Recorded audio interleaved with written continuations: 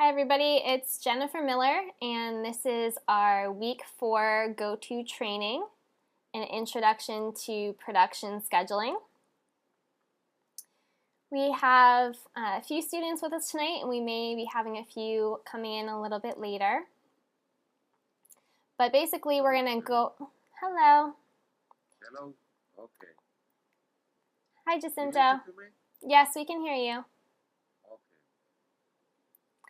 Okay, so we're going to go through several slides tonight. I'll have you guys out of here by 10 at the latest. It probably won't be quite that long since we have a small group.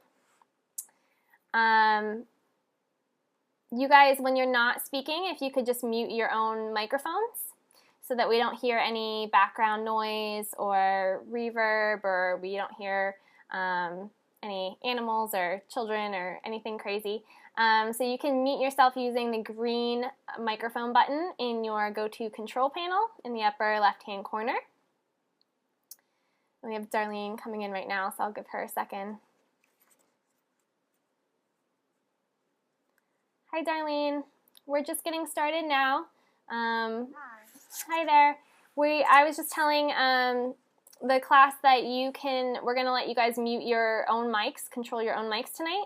So whenever you're not speaking, if you could just use the mute button, it's on the control panel in the upper left-hand corner, the little green mic. And then if you guys need to ask me any questions, then you guys will have control of your own mics that way. So before we actually get started with tonight's presentation, where we're going to be talking about production scheduling, I asked one of our other course directors here in the DCBS program to join us for a quick intro, and his name is Fahad Vanya. He's the course director for electronic field production. Fahad, you want to say hello? Hi guys. Hi, how are you guys doing tonight? Thanks so much for coming out, and Jennifer, thanks for having me out. Yeah. And I asked Fahad to be here tonight just because he is planning on teaching you guys a little bit more concerning scheduling when you get to his class, which is month 18. So we're kind of setting you up for that now. And, I'm just asked him to come on and share some of his own experiences as far as permits and contracts go and the importance of those. So Fahad, if you want to just give a quick overview on your background, and if you have any funny stories that you want to share tonight. Sure. So, a quick overview on my background. Let's see, I've been working in television and film production for probably around 15 years now, and I started out working on the Blair Witch Project. I worked at Nickelodeon. I worked for Animal Planet. I've worked for Discovery Channel, and kind of done a bunch of commercials. So definitely been around the block a few times as far as production goes. The reason I wanted to come and talk to you guys tonight is to stress the importance of film permitting. More importantly, to make sure that you always go and check with your local film office to see if you need a permit or not. That's the key,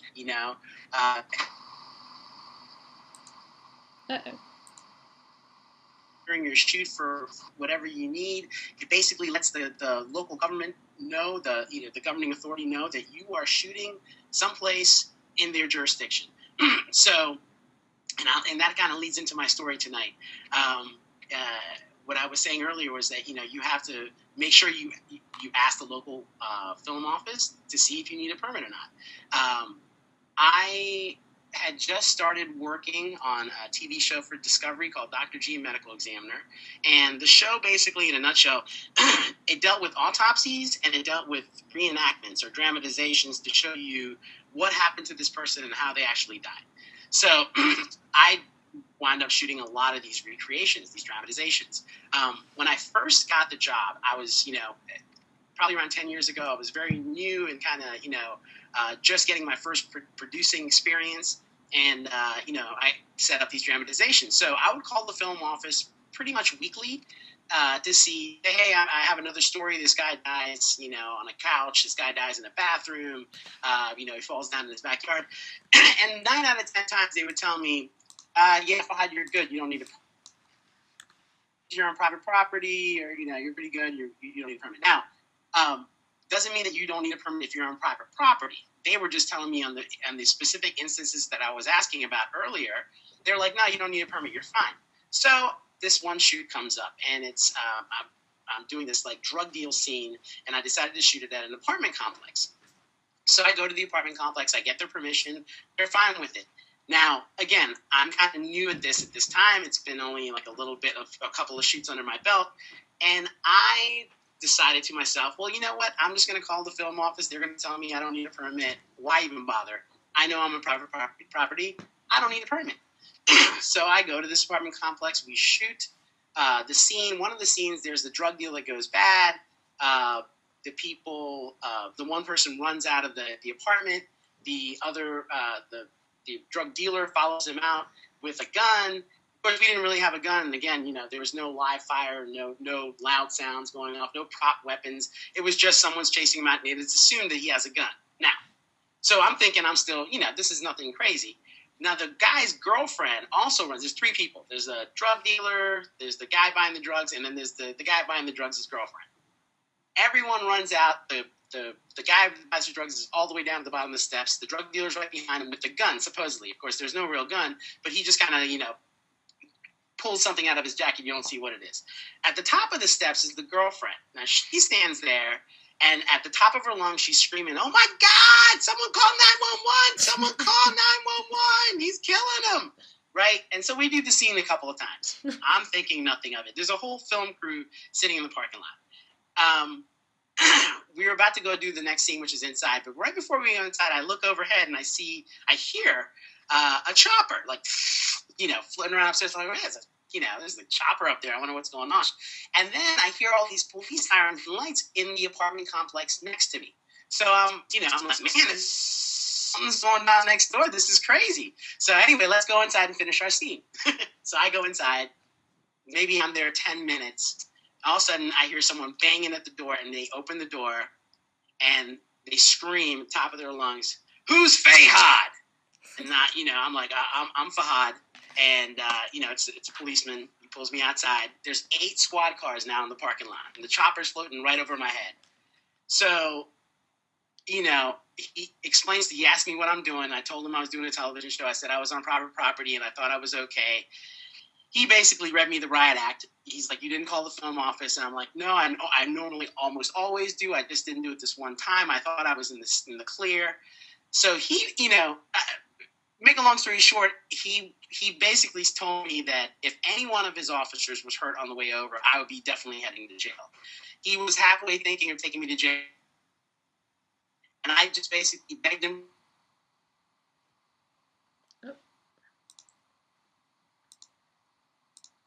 Oh, Fahad, I think you're cutting out a little bit. Saying, "I'm so sorry." Was to be learned here. Let me be real clear about this. Always, always, always. Go ahead. Sorry, Jennifer, did you say something? No, you just cut out for a second, but you're back now. Hello?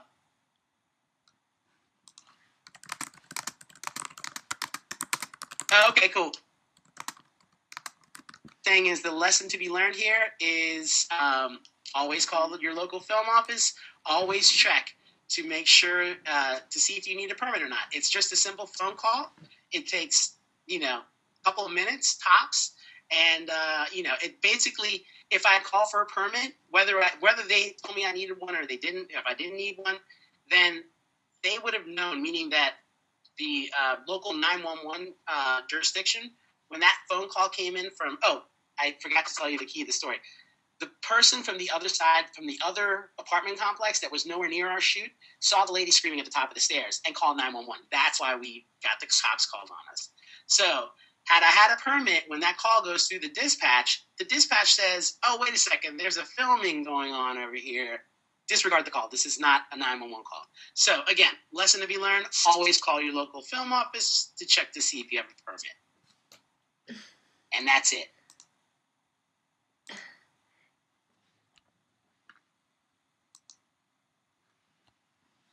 Awesome. Thank you so much, Rod. Jennifer, can you hear me? Yep. Can you hear me now? We have some audio sync issues. Yeah, you're good. We have some audio sync issues tonight with a delay. So does anyone in the class have any questions for Fahad or a response to his story that he shared with us before I let him go for the night?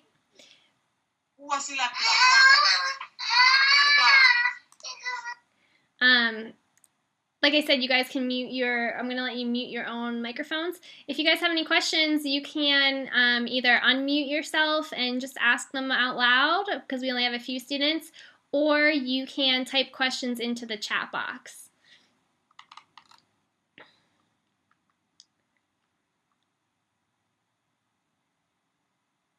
No questions?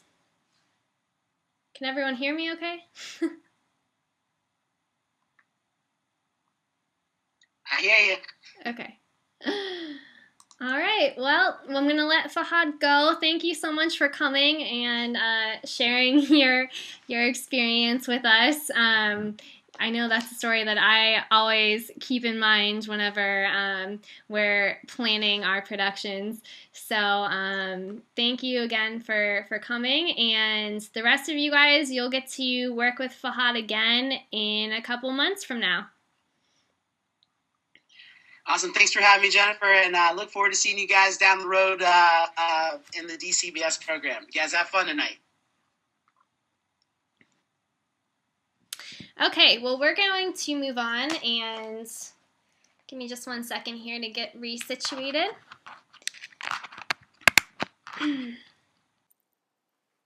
Like I said, you guys can just control your microphones tonight because we have a small group. I am perfectly fine with you.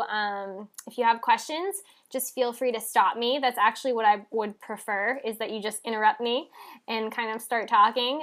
We will stop every handful of slides to see if you guys do have any questions that I can clarify, and then we'll take questions at the end. After we go through our slides, I can also answer any class-related questions. So if you're having any concerns regarding your current week 4 assignments, we can definitely talk about those at the end of tonight's session.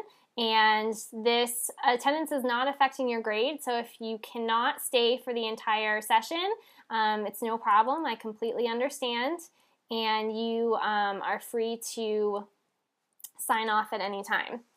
Now, like I said, we are having some audio sync issues. So if I start breaking up, if you guys could just do me a favor and type in the chat box, and hopefully we'll get that cleared up. I don't know why, it just seems to be having a few issues tonight. All right, so we're going to go ahead and start at the beginning. Why is this just an introduction? Basically, students are going to be learning about production scheduling in upcoming courses like Fahad's class, art design and location scouting, directing, project management and assessment, and there's multiple project management and assessment classes actually, and producing independent film. So basically tonight we're talking about the basics of scheduling so that you have a general understanding of what goes into the process, and then you'll be actually completing scheduling projects in these later classes. It's considered more of an advanced step within the pre-production process. So what we're doing within the class would be generally done before this takes place. So now let's move on to what you need to prepare before you start your budget. Okay, and we're going to talk about 4 different things that you want to research and have that information on hand. The first thing that you want to research is actor availability. Sounds like common sense. A lot of these things will, but it's something that you want to make sure you have lined up before you even start to schedule. So you need to know what days and times your actors are going to be available. You guys looked into that a little bit during the casting exercise in week 3. You had to see the start time and end time of what dates or what date range your talent might be open or available. So you need to know what specific dates and times can you work with that person? You also need to know how long of a day the actors are willing or are allowed to work. So you have to think about things like child labor laws. If they're in a union, like if they are a SAG actor, they're going to have limited hours. So these are all things that you need to find out in advance during your casting process. The next thing that you want to research is location availability. So a few things to keep in mind when you're looking at your locations. First of all, you want to have your location releases all signed and in place. Then you want to figure out when you will have access to these locations. Some of them are going to be a lot more flexible, for example, like a state park, and others will be a lot more limited, like a corporate office building. You also want to find out if you're doing a multiple day shoot, are you allowed to leave the equipment at the location overnight? And if you are allowed, is it going to be stored in a secure location? So you want to look for those types of resources when you're scouting your locations as well, because that's going to save you time in transit and setup and breakdown time every day. So that can save you a ton of time on a multiple day shoot. Finally, you want to find out, does the cost of renting this location vary? That's more of like a budgeting thing, but it's a budgeting component that will affect your schedule, right? So sometimes it's cheaper to rent out a location on in the middle of the week. For example, if you want to shoot at a nightclub. Other times it's more cost effective to rent out the location on Saturdays or Sundays if you are shooting in a business that's normally open during normal business hours, Monday through Friday. So all these things are information you should have on hand regarding your intended shoot location. Weather, that is a given, but something that, because it's so easy and obvious, that students sometimes overlook.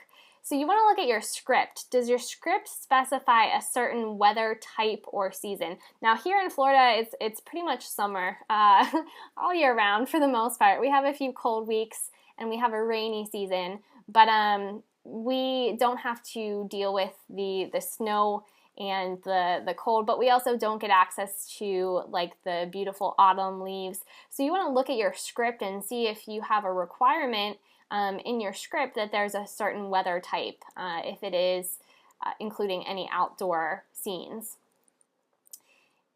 Is inclement weather going to ruin those outdoor or exterior shots? You can look up the weather forecast for the days that you plan to shoot once you get up to that point. Usually we can go up to about 10 days out. And the closer that you get to the shoot, the more reliable sometimes the forecast is. That's a hard one, but you just want to do whatever research you can and continue to monitor that weather leading up to your production day. One thing that you can look at in advance, guys, is what time the sun will rise and set. You can research that online, and those are pretty much set. They're going to vary a little bit every year, but in general, you can look up pretty far in advance what the estimated sunrise and sunset times are, because that's going to tell you basically your daylight time that you'll have to shoot in. Also, if you are trying to plan a shot around like the magic hour around sunrise or sunset, then you can factor that in as well.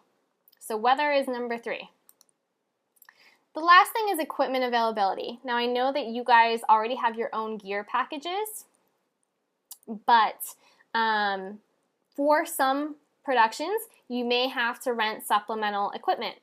And that may be up to you, or maybe it's up to your client who wants a specific camera or a specific shot that you need extra gear for. You want to find out, first of all, from your equipment rental house, are there certain days or times that you are not able to gain access?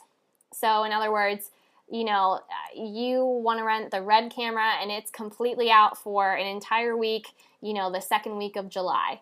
You're going to have to schedule around that if that is the equipment house that you're going to be using, or you have to find another provider. So think of or check in with any specific equipment needs.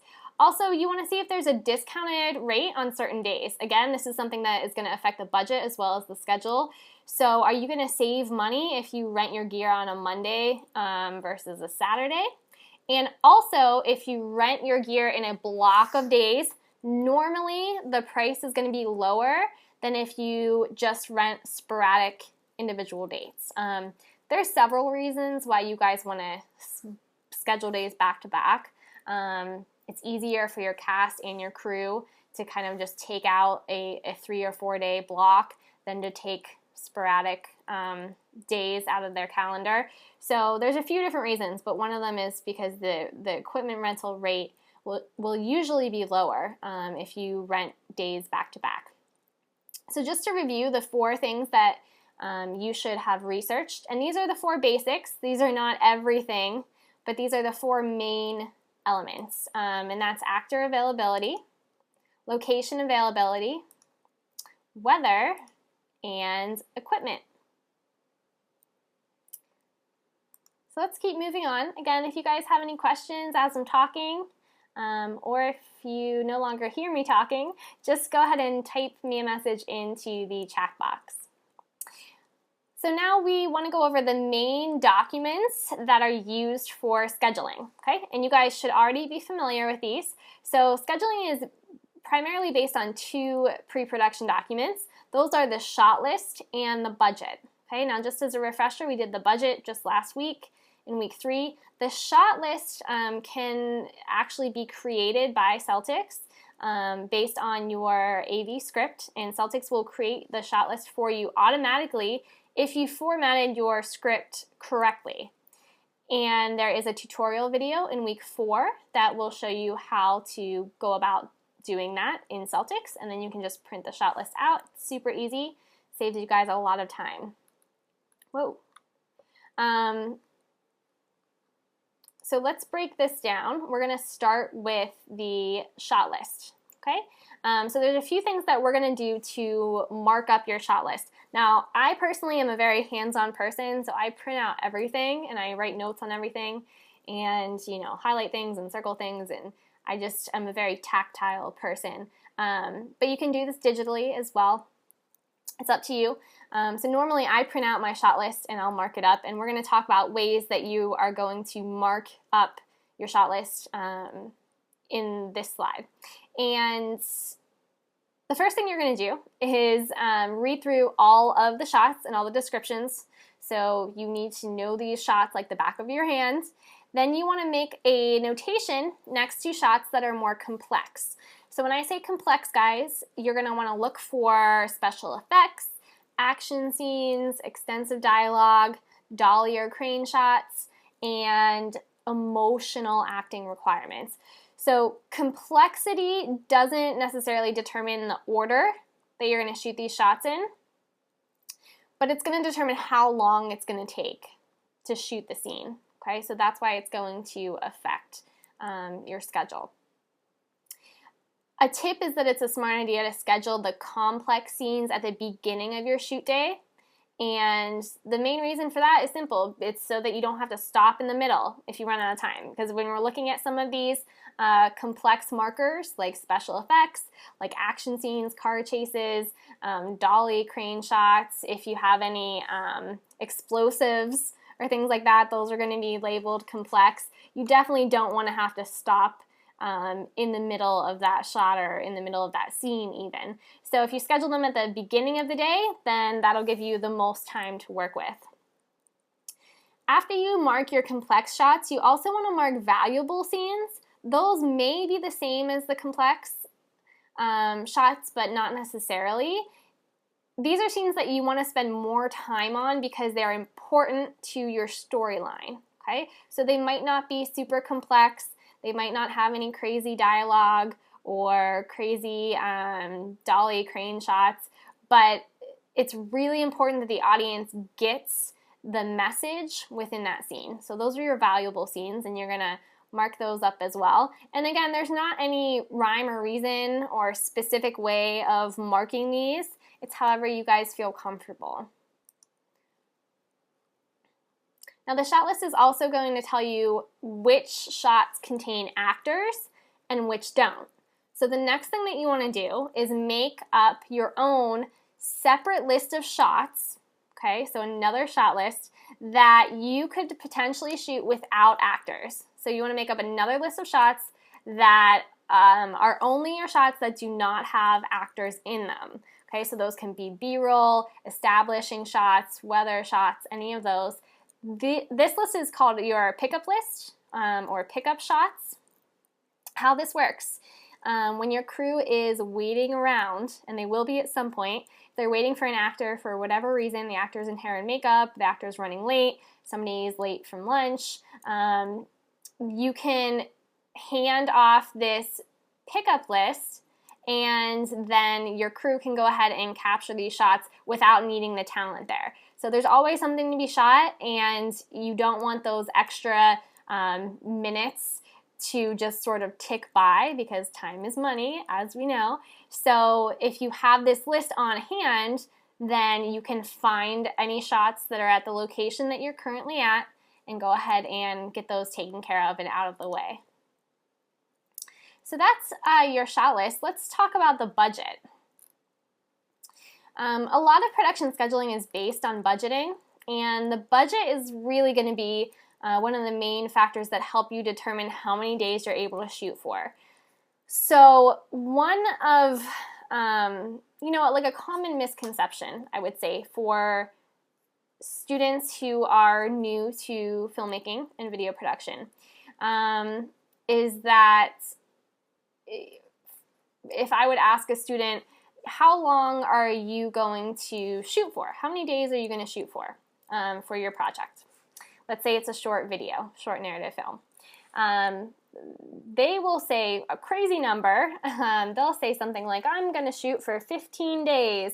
Or they'll say, well, I don't know, I'm going to start off with about 3 or 4 days, and then we'll see where it goes from there. Or they'll just tell me, well, does it really matter? Because I'm using video, I own all my gear that I'm using, and my friends are working for free, and they're my actors and they're my crew, so, I'm just going to shoot as long as I need to. So that whole as long as I need to is what gets you in trouble. So what I want you guys to know is that your budget, you're still going to have a budget no matter what. Even if you think you don't have a budget, you have a budget. Even if it's just a very, very small budget, there's still something that you have to work for. The other thing is, if you have free, if you're not paying your crew and you have free talent, so you have actors that are willing to act in your project without pay, okay, that's fantastic. But if you take 12 days to shoot a project that could have been done in 4 days, then how many more times do you think your free crew and your free talent are going to show back up for your productions, right? So you don't ever want to take advantage of people, okay? You want to show that you're on top of your game and that you're organized and have everything ready to go, because that's what is going to gain you respect on the set. So let's talk about the budget and what you can afford, how long you can afford to shoot for. So first, think about the questions that we talked about in equipment availability, right? That was back up here, okay? So we want to think about these things. What days and time are they available? Is it discounted if we rent in multiple days? We want to make sure we research all the options before renting our equipment, so that we get the best value of the gear, which the lowest cost might not always be the best value, and the highest cost might not always be the best value. So it's really going to depend on your project, your client, and what you need. But the equipment isn't the only thing that you have to budget for. So we want to think about your actors or talent, if they will be paid. They might not be, but if they are they going to be paid an hourly or a daily rate? You need to know that information ahead of schedule, ahead of time. Also catering, food and drink on set. You guys always want to feed your cast and crew, especially if they're working for free, even more so if they're working for free.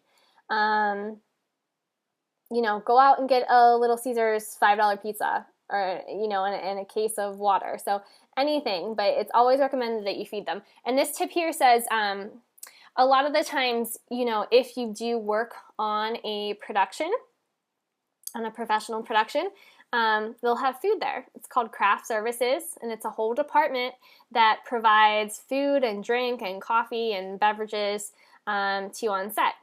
Are they just trying to pamper everyone? Are they just trying to show off or flaunt their production studios? Are they just trying to be super nice? And, when I started working on small productions while I was in school in my undergraduate program, I went on my first couple sets, and these were just small local projects. And I was like, this is awesome. Look at this like sandwich platter, and there's like all these drinks, and oh my gosh, I'm fancy. They were not doing that for us. They were not doing that to be nice.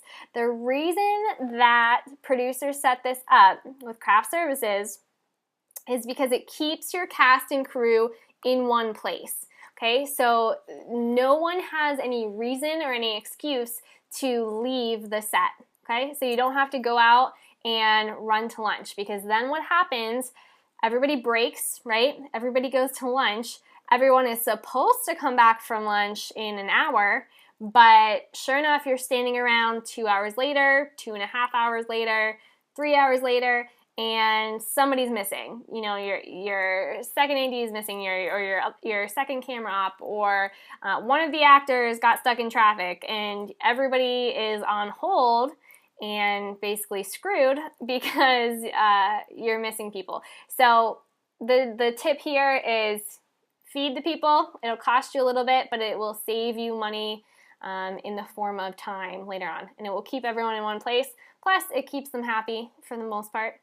So let's do the math, guys. We're going to add up the costs that we just talked about, okay? Now, obviously, this is a very basic equation. These are not all of the costs that go into a production, of course. I think I showed you guys on the tutorial for the budget all the above the line and below the line items that we could be talking about. But we are just talking about basics, and I'm trying to set this presentation up for a low budget independent project or a student project, okay? So here's the basics that I want you guys to think about when you're scheduling. Location fees. How much is it going to cost to shoot at that location? Okay, that's going to be up to the location, the property manager. Catering costs. Figure out how much you're going to spend on food, how many people you have to feed, how many days you have to feed them for, okay? What you're going to buy them. Add those up. You can find that out in advance using local restaurants, menus. Then you want to look at your actors' pay if you are paying your actors. Then you want to look at equipment rental costs if you need to rent additional equipment. Okay, add up all these things. Now this equipment rental cost is a per day cost, okay? Add up all these things, and by adding them up, you're going to have what's called your daily cost, okay? This is your daily cost of production. Step 2. You want to take your total available budget. The total available budget is the amount of money that you have in your pocket, okay, or your bank account, or the amount of money that your client has allocated for the production, okay, so how much they have given you. Take your total available budget, and you're going to divide that by your daily cost, okay, so the cost of how much it costs to shoot per day. And that is going to equal the number of production days that you can possibly have, okay? So pretty simple math. If you think about it, the problem is some students just kind of don't think this part out because they know that they're shooting low budget. So this is going to help you figure out a starting point of how many days you have to work with. And once you know how many days you have to work with, then it's just filling in the blanks, guys. You know how many hours you're going to have in a day, and you just have to kind of piece everything else in there. There's a note, if you're in between full numbers, usually you need to round down, okay? Because a lot of times, like the permit fee, locations, gears, these are all per day fees. So a lot of times you can't do a half day Sometimes you can, but if you can't afford that full last day, then you have to round down, okay? Or you have to find more money, one or the other. So where to begin? Here's some kind of final tips on once you have that block of days where you can get started. You guys have to start with actor availability. You have to, and it's going to be a little bit rough. I'll tell you right now. I've done many projects where I've begged, borrowed and stealed for talent that was free or at very low cost. And especially when you're getting actors help for free, you have to be flexible on their schedule, right? Because they're doing you a favor. So you have to tell them, here's what I can give you in return, and I can give you this great sampling for your demo reel. But you have to figure out when they're available because they're going to have other projects. And that is going to have to lead the scheduling process because you can't shoot the scene without the talent. Then once you know when they're available and for how long they're available, you have to think of other things when scheduling. For example, if you're working with any union cast or crew, they require a minimum rest time, and the term for that is called turnaround time. This is something that you really should provide to everyone, regardless of their union status. But turnaround time is the number of hours from the end of one shoot day to the beginning of the next, okay, or the call time of the next day. In most cases, for most unions, it's a 12-hour minimum turnaround time. So you need to factor this into your schedule. You need to have at least 12 hours from the end of one day to the start of the next day, okay, or you can get in major trouble. And my note here says that fatigue can be dangerous. So this is a silly picture of a production that they did on campus for 16 millimeter. But it really is serious that, if your crew is tired, accidents can happen, and you definitely do not want that to happen. So after you know when your actors are available, then you want to look at your locations, and you want to organize your shot list by location, okay? Another sort of rookie mistake that isn't as common, but that I saw while I was teaching on campus in person, and I was, teaching a scheduling class. Some students are under the misconception, and they just haven't learned yet, but they're just under the misconception that when you shoot your project, you're going to take your script and you're going to start at the top, scene 1, shot 1, and you're going to shoot that, and then you're going to shoot shot 2, then 3, then 4, then 5, and you're going to shoot in order. That is rarely, if ever, the way that we actually schedule the production, okay? Because think about it. If you are shooting a scene that is a girl calling her, grandma, and the girl is in the park and the grandma is in the house, are you going to shoot, go to the park, shoot the girl saying hello, then drive to the grandma's house, shoot the grandma saying hello back, then drive back to the park? No, you're going to shoot all the shots that take place in the park first, then you're going to leave that location, travel to the grandma's house, and then shoot all of those shots there. So you want to organize them by location. Once you have them separated out by location, then you want to look at which locations are close to one another, because if you do have multiple production days, then it's going to decrease your travel time, okay? So you don't want to go to one side of the city then the other if you have 2 locations on the same side of town. So you want to put them together by location and then move those locations around based on geography. Last tip, always have a backup plan. I cannot say this enough. And my short funny story that I always say, I may have said it to some of you guys in your grade comments from your proposal in week 1. As far as a backup plan, just always have an idea of what you're going to do if something were to go wrong. So my funny story, it's not as funny as Fahad's, but it's just, a weird situation. I was a production assistant, okay, so I was not in charge of the production by any means.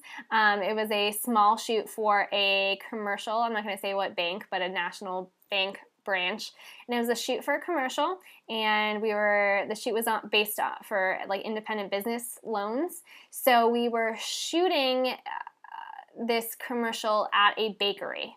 Okay, so I helped, find the location that we wanted to use, and we had this really cute little bakery downtown. Well, actually, like in the south side of Pittsburgh. And the morning of the shoot, it's super early. We had confirmed, 48 hours before with the locations manager. We had everything set up. We get up, our call time was like 5-something a.m., I believe. So we get up, we travel there, we pack all our gear, we show up, we park, we get all our gear out, we start carrying it down the street, and as we get closer to the bakery, we realize that the bakery burned down, more or less. And the bakery had caught on fire and was charred and, a hot mess, literally. And, our jaws dropped and we had no idea, but it had happened basically within the 24 hours before the shoot. It had happened overnight the night before. And the last thing on that bakery manager or location owner, the last thing on his mind was, oh yeah, let me call that film crew that I'm letting shoot here, for free. That was the last thing on his mind. So nobody told us. And we had all this gear rented for the day. And we had our actors there that were only there for, a half a day shoot or for a limited number of hours. We had to think on our feet. And luckily, we had scouted and talked to other locations managers, and I had notes on other bakeries that were willing to let us shoot. So it took some phone calls. We were definitely behind on our schedule. We were like an hour or two behind schedule, but the final line is that we got the shoot done and we got all our equipment back on time, and we really didn't lose any money because we had a backup plan. Okay, so long story short, to circle back around, if you hear me say what happens if the bakery burns down, that I may have said in some of your proposal comments, that is why I say that, because I literally showed up and the bakery burned down. So that's it. Now there are some scheduling apps that I just added on here just for quick reference. And by the way, I'm giving you guys, I'm placing a copy of the PowerPoint presentation in a new assignment. It's an optional assignment. It just says production scheduling notes. So if you want a copy of these slides that we went over tonight, definitely go to the assignments tab. It's going to be in there at midnight tonight or first thing tomorrow morning, and you can download that. So here are some apps available. Movie Magic, the company that makes your budgeting application, also has scheduling. It's Movie Magic Scheduling 5, and their price, last I checked, was about $4.90, so pretty steep. There's also Gorilla. Gorilla makes some great software again, but that's their price is $3.99. Now, Adobe Story, you guys should actually have access to Adobe Story free, and I believe that you might have access in your new CS6 package. For the subscription, which is like their cloud service, it's $180 a year for a subscription. But that's something to look into because they have scheduling features in Story. And then there's Celtics. Celtics has a free scheduling component. It's actually the newest feature that I know of that Celtics has added. So they've only had it that I'm aware of for about 6 months or so. So I think that they're still kind of building it and working out some things. But it works. I mean, it does the job. Here's how you would do it, and this is just a quick screenshot if you want to explore later on your own time. in the add button, which is you can either go to file add, or you can go to the blue star add button in the upper left hand corner. You go to add and then production schedule. Then you, down here under script, you want to select your AV script. So you'll select it from your list, okay? And you want to do this after you write your script, because then you already have all the components in there. Then you're going to be able to organize it by day, by week, or by month.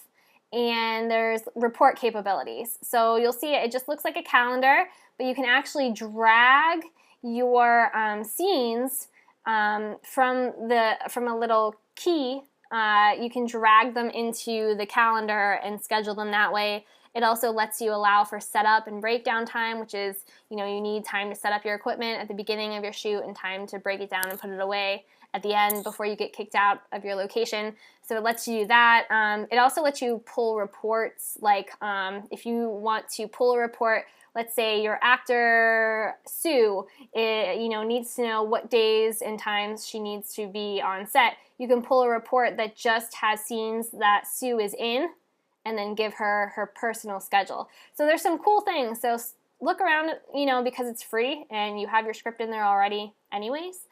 So take a look, see if it can help you out. That is all for my presentation.